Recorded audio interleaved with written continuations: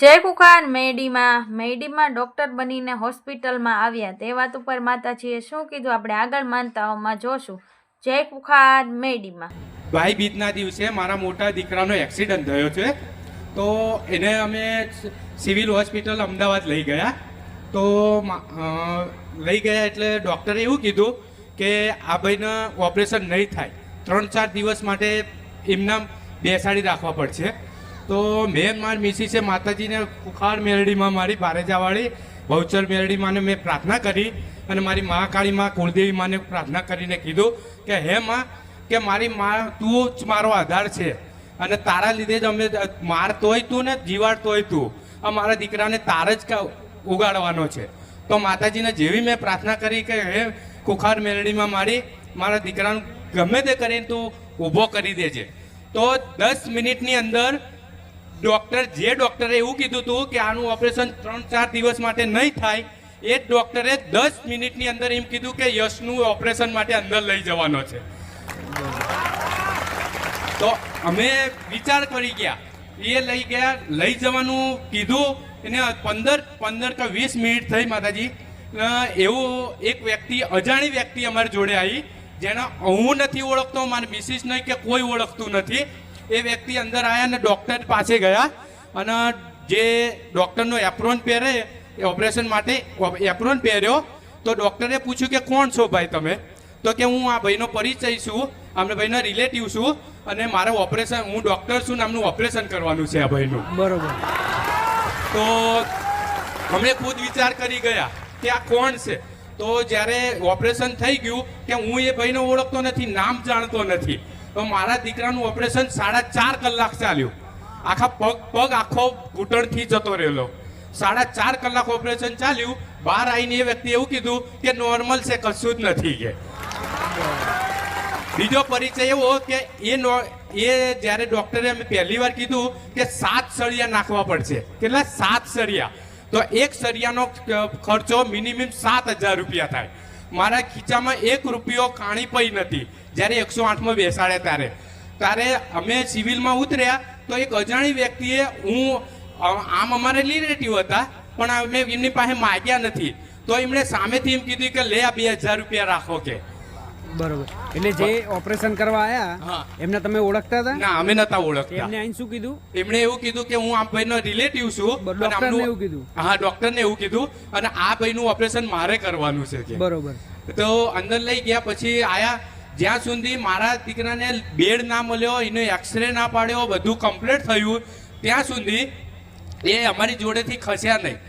એ વાતને આજે 5મો દિવસ છે, હજુ સુધી એ દવાખાને કે અમારા ખાટલે જોવા નથી મળતા. એ ભાઈ, એ જેમને ઓપરેશન કર્યું, આ જેમણે ઓપરેશન કર્યું, એમને જાતે કેટલા 4.5 કલાક ઓપરેશન? 4.5 કલાક ઓપરેશન કર્યું. બીજું કે આપણે ઓપરેશન કરે ને એટલે બ્લડની જરૂર પડે. બરોબર. તો બ્લડની જરૂર પડે તો મારા દીકરાને 2 બોટલ બ્લડ ચડાયું. તો આપણે બ્લડ જમા કરાવીએ ને તો આપણને બ્લડ મળે. તો અમે પછી 3જા દિવસે મને એવું કીધેલું ડૉક્ટરે કે તમારે બ્લડ જમા કરાવવું પડશે. તો હું બ્લડ બેંકમાં ગયો. મેં કીધું મારી બ્લડ જમા કરાવવા માટે હું ગયો અંદર. તો એવું કીધું કે મારે બ્લડ જમા કરાવવું છે, હું મારું બ્લડ આપું. તો એવું કીધું કે તમારું તો બ્લડ કોઈ આપીને જયું છે આ નામનું. તો કે બ્લડ પણ આપી દીધું? બ્લડ બી આપી દીધું. અને બીજો પરિચય એવો છે, બીજો અનુભવ એવો માતાજીનો કે એ તો હું જિંદગી ભાઈ જ્યાં સુધી જીવીશ ને મારી ત્યાં સુધી નહીં ભૂલું. એનું કારણ છે કે મારી મિસિસને મગજની બીમારી હતી. મગજની બીમારી એટલે એવું કે ક્યારે ચક્કર ખાઈને પડી જાય, કોઈ ભાન રહે નહીં, મોઢામાંથી ફીણ આવી જાય, આમ તે આખું શરીર એ થઈ જાય. એ વાતને જ્યારથી હું માતાજીના સાનિધ્યમાં 7 મહિના થઈ ગયા અને 3 મહિનાથી હું રસોડામાં સેવા આપું છું. મારે કોઈને ખબર નથી, હું મારા મનથી સેવા આપું છું. અને મેં જ્યારે સેવા ચાલુ કરી ત્યારથી મારી આ દિવસ 3 મહિના થઈ ગયા, મારી મિસિસે એક પણ ગોળી ખાધી નથી. બરોબર. અત્યારે એમ નામ છે. પહેલા કરતા ફરક પડી ગયો? પહેલા કરતા 110% ફરક પડી ગયો એવું લાગે મને. બરોબર.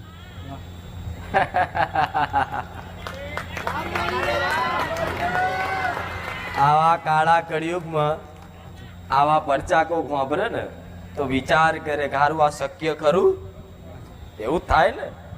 ડોક્ટર બની ડોક્ટરના કપડાં પહેરી આવીને ડાયરેક્ટ તમારું ઓપરેશન કરી આલું. તમારે લોહીની જરૂર છે તો મારું લોહી આલું. આ તારો જ અનુભવ છે. હા મારે લોહી આલવા જે શું કીધું?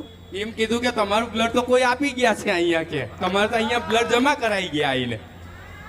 ઓપરેશન કરવાનું હતું, કોણ આવ્યું? માં જ આવે, મારી બીજું કોણ આવે? તો કેવા રૂપમાં? એ તો કે કોઈ એક પુરુષ હતા, હું એમને ઓળખતો નતો અને ડાયરેક્ટ આઈને એવું કીધું કે આ ભાઈનું ઓપરેશન મારે કરવા, હું ડોક્ટર છું કે. ચહેરો જોયો તો, પણ ચહેરો એવો હતો કે જ્યારે બી અમારી સામે આવે ને તો એકદમ હસતા જ હોય, હસતો જ ચહેરો એકદમ.